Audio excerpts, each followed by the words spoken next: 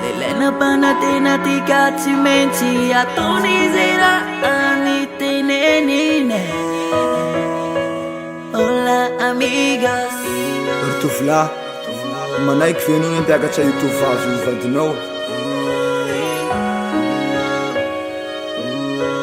Eny tompoko, manaiky sa. Ary raha tovovavy, manaiky ve anao ny ampiakariny tovolahy io vadiny? Eny tompoko, manaiky sao. Tsy mitere fa fitiavarona-nere, voaditsika ko nahere, bakeo nanaraky niresan ray aman-dreny. Isaorako longo reo nanome fitiava sady nanampe. Fisaora ro omeko fa tsy voavale, tsy zoro marifandragnahare.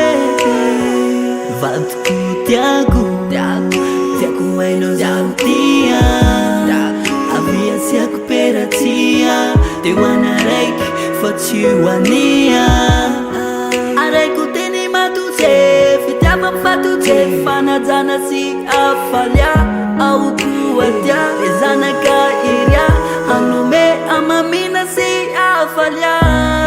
Tsika nampininjagna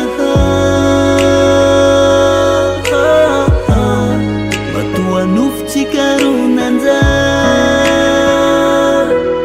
ny mety nitomagny nanjary afalia, nasarotsy azafiana izy mbona agnamia, tombony anatanterana anzay faniriatsika. Elanela zay tsika vao nandrobaka amin'ny amboara, zao feno rano maso mpifalia, satria fitiava mena hoe tsy ijalia. My baby, I love you, je t'aime.